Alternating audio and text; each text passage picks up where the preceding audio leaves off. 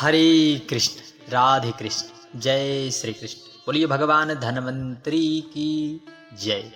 आप सभी को धन त्रयोदशी धनतेरस की ढेर सारी शुभकामनाएं।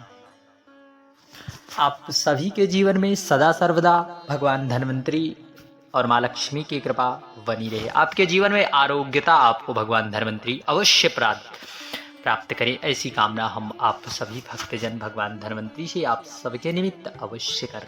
भगवान धन्वंतरी जो कि धनतेरस का पर्व भगवान धन्वंतरी के प्रागट्य के रूप में मनाया जाता है पूरे हमारे भारतवर्ष में। भगवान धन्वंतरी आयुर्वेद के आदि प्रवर्तक व स्वस्थता के अधिष्ठाता देवता होने से विश्वबद्ध हैं। सनातन धर्म के अनुसार भगवान विष्णु ने जगत त्राण हेतु 24 अवतार धारण किया था। आप सभी ने कथाओं और कहानियों में सुना होगा, जिसमें से भगवान धन्वंतरी जो है भगवान श्री हरि नारायण के एक अंशावतार है। अर्थात आप भगवान विष्णु श्री हरि के रूप में इनके प्रादुर्भाव का रोचक वृतांत पुराणों में मिलता है, विशेष रूप से श्रीमद् भागवत महापुराण। तदंतर एक समय अवसर पाकर असुरों ने देवताओं को सताना प्रारंभ कर दिया था। वे स्वर्ग आदि को छोड़कर विभिन्न भूमंडल पर कंदराओं में रहते थे। समस्त देवगण इंद्रादिक देवता जो है छुप छुप कर रहते थे। दुखी देवगण अपने राजा इंद्र के सम्मुख उपस्थित हुए और अपनी सारी व्यथा कही।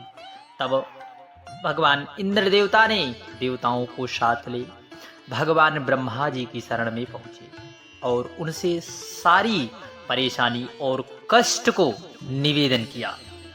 तब ब्रह्मा जी उन्हें भगवान देवाधिदेव महादेव जी के पास ले जाते हैं। तब महादेव जी भी उन सब ब्रह्मा जी और इंद्रादिक देवता को साथ लेकर वही क्षीर सागर में प्रभु हरि नारायण विष्णु जी के पास पहुंचते हैं और समस्त दुख जो है सभी ने अपना कह सुनाया। तब सभी इंद्र आदि के देवगण भगवान विष्णु के समस्त उपस्थित हुए और अपना सारा दुख कह सुनाया। तब द्रवित होकर भगवान श्री हरि विष्णु ने असुरों के समन और देवगणों के अमरत्व के विचार विमर्श किया। देव और दानवों की सामयिक संधि कराकर समुद्र मंथन की योजना बनाई। तब भगवान श्री हरि विष्णु ने कहा, यदि हमें कोई बड़ा कार्य करना है तो हमें अपने शत्रुओं से भी मित्रता करनी पड़ती है, तो हमें उन्हें मिलाना है और उनकी बातों को हमें मान लेना है, चाहे वो कुछ भी कहे, परंतु आपको क्रोध नहीं करना है। बार बार भगवान श्री हरि नारायण इंद्रादिक देवता को समझाते हैं। तब उन्होंने कहा, आप सभी लोग समुद्र का मंथन करें, क्योंकि बाहुबल जो है असुरों के पास अत्यधिक है। आप उनसे संधि करके समुद्र मंथन कीजिए, जिससे अमृत का प्राप्ति होगी और अमृत प्राप्त होकर उसे सभी देवगण जब अमृत का पान कर लेंगे तो उससे आपको मन मस्तिष्क में डर भय खत्म हो जाएगा। इदर्थ मंदराचल पर्वत को मंथन दंड, हरि रूप कूर्म को दंड आधार तथा वासुकी नाग की रस्सी नीति बनाई गई। समुद्र को नवनीत पात्र बनाया गया। देवताओं और दानवों ने मिलकर समुद्र का मंथन किया, जिसके फलस्वरूप 14 रत्न निकले। लक्ष्मी, कौस्तुभमणि, कल्प वृक्ष, मदिरा, अमृत कलश धारी भगवान धन्वंतरी, जिसकी यह विशेष कथा है। भगवान धन्वंतरी का प्रागट्य महोत्सव आज के धन त्रयोदशी के दिन कार्तिक कृष्ण पक्ष की त्रयोदशी तिथि को हुआ था। भगवान धन्वंतरी का प्रागट्य हुआ। बोलिए भगवान धन्वंतरी की जय।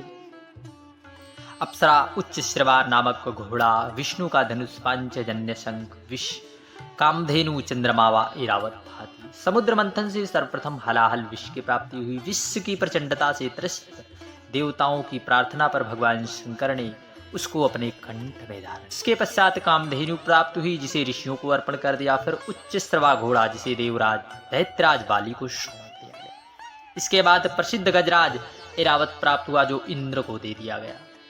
कौस्तुभमणि भी भगवान विष्णु को कल्प वृक्ष देवताओं को समर्पित कर दिया गया। अप्सरा भी देवताओं को प्राप्त हुई। तत्पश्चात उसी समुद्र के मंथन से माँ लक्ष्मी जी निकली। जिन्हें प्रजापालन पारायण भगवान विष्णु का आश्रय प्राप्त हुआ। फिर वारुणी मदिरा निकली, जिसे असुरों को सौंप दिया गया।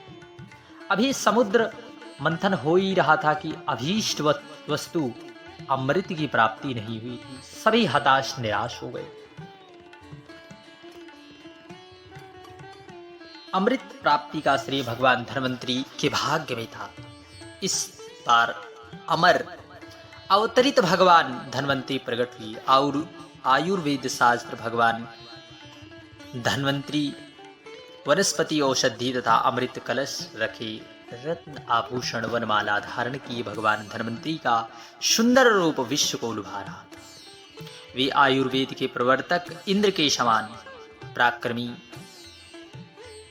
थे।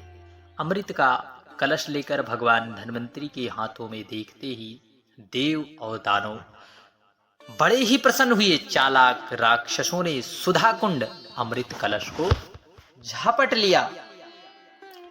तब जहां जहां पर अमृत की बूंदें गिरी वहां पर कुंभ लगता है।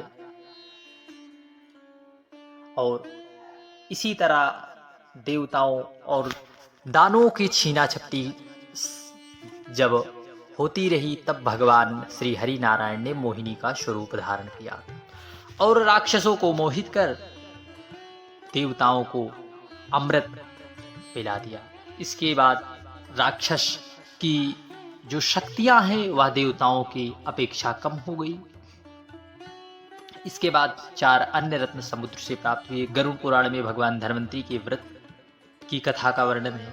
तदंतर ऋषियों को पूछने पर विष्णु जी ने कहा कि पृथ्वी एवं स्वर्ग में रोगों के कारण दुखी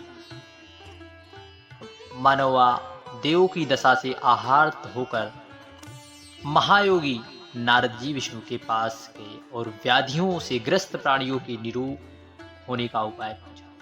तब भगवान ने कहा, मैं धन्वंतरी का अवतार ग्रहण करूंगा और इंद्र से आयुर्वेद को प्राप्त करके सब लोगों को स्वस्थ बना दूंगा। बोलिए भगवान धन्वंतरी की जय। हरे कृष्ण, राधे कृष्ण।